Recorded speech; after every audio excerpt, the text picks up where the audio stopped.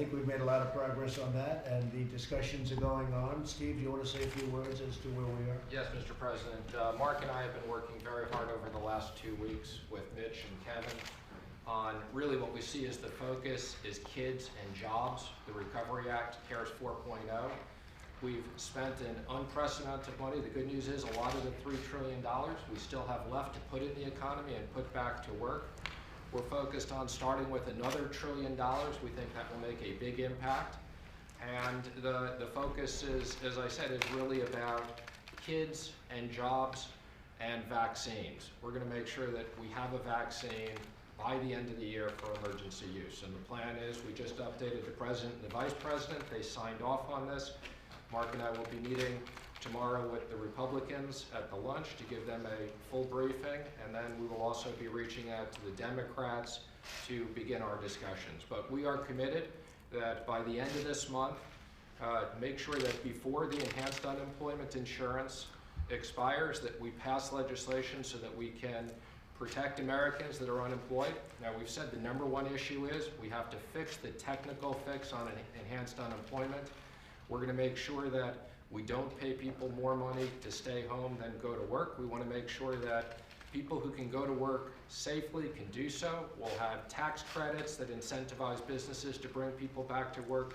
We'll have tax credits for PP&E, for safe work environment, and we're going to have big incentives, money to the states for education, for schools that can open safely and do education. So these are the priorities, as well as liability protection. We want to make sure that frivolous lawsuits don't prevent schools, universities, and businesses from reopening. Okay. Mike? Well, Mr. President, I want to say how much we appreciate the leadership in the House and Senate. Today's conversation is a continuation of your commitment to do whatever it takes to get the American people, American businesses and communities through this very challenging time. The outbreaks across the Sun Belt are serious, but because of the support that we've had from, frankly, leaders in both political parties in the Congress of the United States, we're meeting this moment with expanded testing, personal protective equipment, and as you said, Mr. President, with the development and distribution of therapeutics and a rapid development of vaccines. That will all continue, but it's important that the Congress come together and provide additional resources for families that have been impacted, businesses that have been impacted. We'll make sure our healthcare workers in our states have the resources that they need, but also, Mr. President, we're going to continue to advance policies that will make it possible for us to open up America again and open up America's schools. And I look forward, I know as you do, in working with leaders that are gathered here and members of Congress in both political parties to deliver another important element of a recovery package that will keep on working until we bring our country all the way back and reach that day that we someday put this coronavirus in the past. Okay. Mitch, please. Yeah, tomorrow begins the process of socializing what we've been discussing with the administration over the last 2 weeks with our members. And if you're looking for a theme here, think liability protection for those who've been trying to deal with the pandemic. We don't need an epidemic of lawsuits on the heels of the pandemic we're already struggling with. Kids in school, jobs, and healthcare would be the theme of the proposal that we hope to come together and present to our Republicans. And then, as the Secretary of the Treasury indicated, obviously you can't pass the bill in the Senate without the Democrats, and we'll begin to talk to them as well. Kevin? Yes, I mean, just to sum up what we're looking at. If you're sitting at home and you're concerned that you don't have a job, we want to make sure you're able to come back. We don't think any federal money should be spent that gives you a disincentive to work. We want to make sure we have incentives to keep going. For those small businesses, we want to make sure you can stay open. We want to make sure your kids can go back to school, but go back safely, not just for the children, but for the teachers as well. We continue to make strides to make sure we get to a vaccine, that we find a cure for this virus that we did not invite, that came from a foreign land.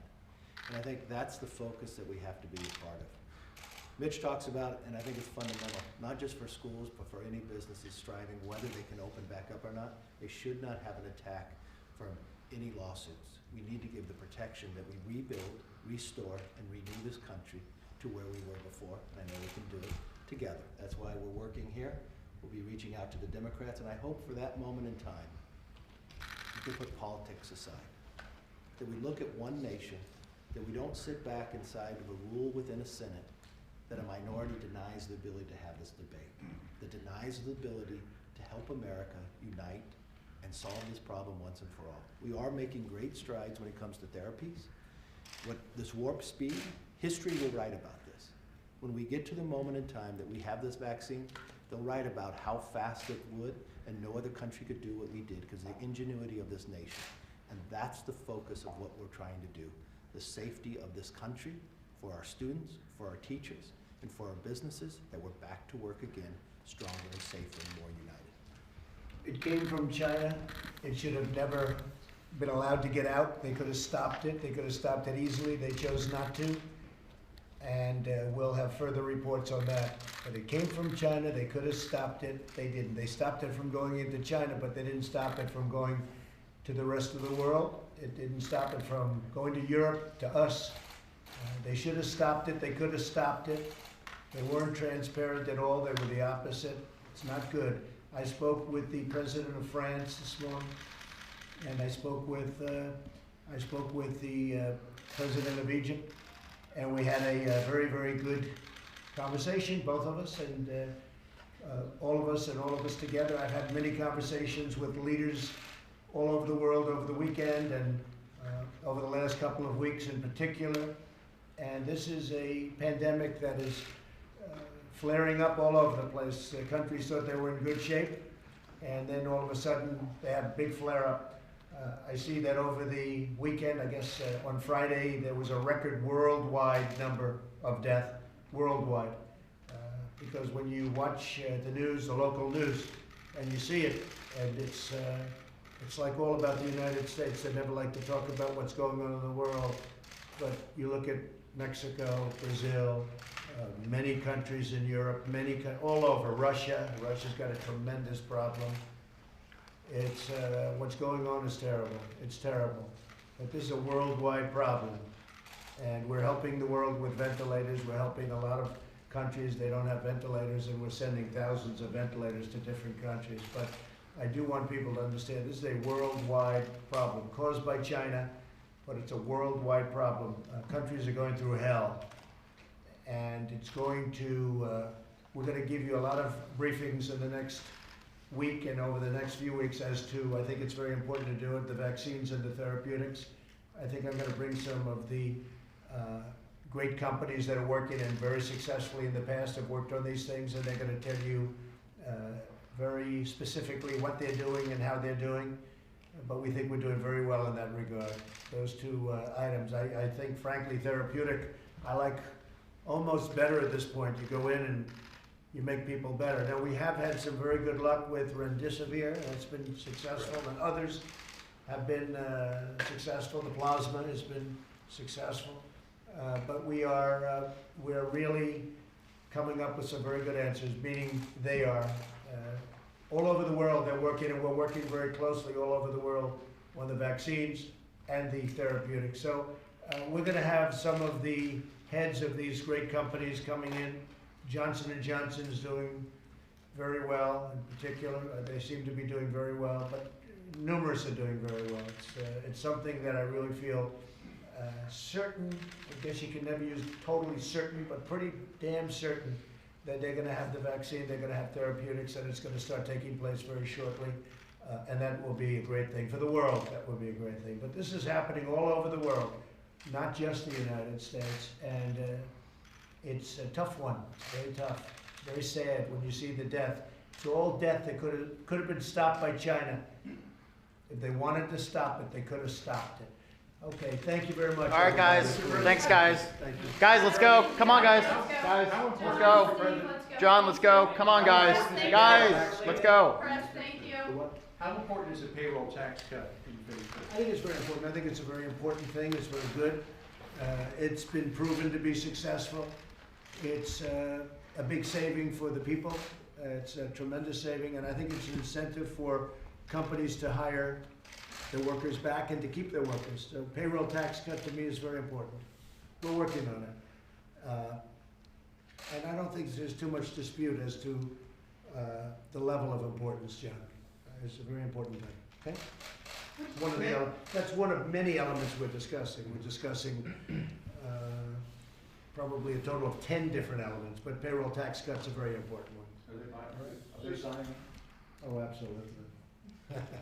No, I think hopefully we'll get there, but we're talking about a lot of things, not just the payroll tax cut. So you're bringing back the coronavirus briefings, is that, do I understand you correctly?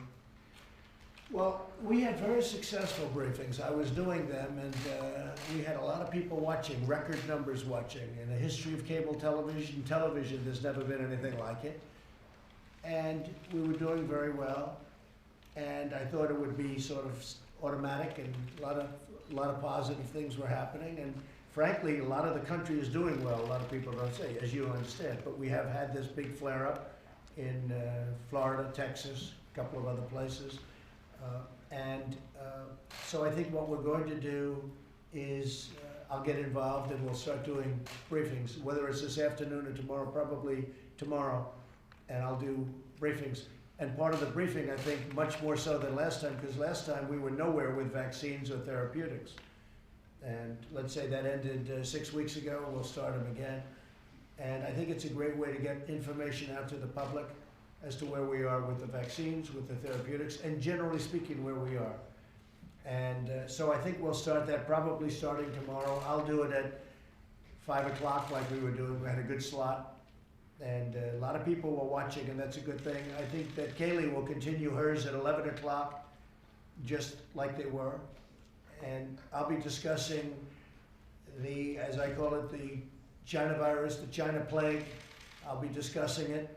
And I'll also be discussing perhaps some other things. But, you know, we're doing very well in so many different ways. But unfortunately, this is something that's very tough, but we're going to get it solved. And I think we're going to get it solved in numerous ways, but the two best would be vaccines and therapeutics. So we'll be having this. Mr. President, on Portland and other cities that are experiencing violence, there was a report out this morning that you're considering sending 175 federal troops to these cities to help local law enforcement. Can you fill us in on Well, it that? depends on what your definition of troops is. We're sending law enforcement. Portland was totally out of control. The Democrats, the liberal Democrats running the place, had no idea what they were doing. They were ripping down for 51 days, ripping down that city, destroying the city, looting it. The level of corruption and what was going on there is incredible. And then the governor comes, oh, we don't need any help. How about Chicago? I read the numbers were many people killed over the weekend. We're looking at Chicago too. We're looking at New York. Look at what's going on. All run by Democrats, all run by very liberal Democrats, all run really by radical left. But we can't let this happen to the cities. New York was up 348%, the crime rate. So the governor has to do something about it. And if the governor's not going to do something about it, we'll do something about it. But what's happening in New York, a place I love New York, and look at what's going on over there. The woman who was shot because she said, could you please not light off firecrackers, and they turned around and shot her 8 times and she died? That's not our civilization. That's not about us. And then the police are afraid to do anything. I know New York very well. I know the police very well. New York's finest. And the fact is, they're restricted from doing anything. They can't do anything. So what are you planning to do? Well, I'm going to do something that I can tell you, because we're not going to let New York and Chicago and Philadelphia, Detroit and Baltimore and all of these, Oakland is a mess. We're not going to let this happen in our country. All run by liberal Democrats. So more federal law enforcement to some of these We're going to have more federal law enforcement, that I can tell you. In Portland, they've done a fantastic job. They've been there 3 days, and they really have done a fantastic job in a very short period of time. No problem. They grab them, a lot of people in jail. They're leaders. These are anarchists. These are not protesters. People say protesters. These people are anarchists. These are people that hate our country. And we're not going to let it go forward. And I'll tell you what, the governor and the mayor, And the senators out there, they're afraid of these people. That's the reason they don't want us to help them. They're afraid. I really believe they're actually maybe even physically afraid of these people. Because what they're doing is incredible. We didn't just go there. This wasn't like it started right away. We went there after 51 days. We said, we can't let that happen anymore. But these are anarchists. And the politicians out there, yes, they're weak, but they're afraid of these people. They're actually afraid of these people. And that's why they say, we don't want the federal government helping. How about Chicago? Would you say they need help after this weekend? Do you know the numbers? Did you hear the numbers?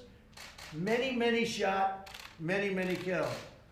I'm not talking about 1, 2, was it 18 people killed? I think more than that. And you added up over the summer. This is worse than Afghanistan, by far. This is worse than anything anyone's ever seen. All run by the same liberal Democrats. And you know what? If Biden got in, that would be true for the country. The whole country would go to hell. And we're not going to let it go to hell. Thank you very much. All right, guys, let's go, guys. Come on, guys. Hey, let's go. Hey, guys, let's go. Guys, come on, let's go. Steve, or not. Steve, come on. Guys, let's go. Let's go, guys.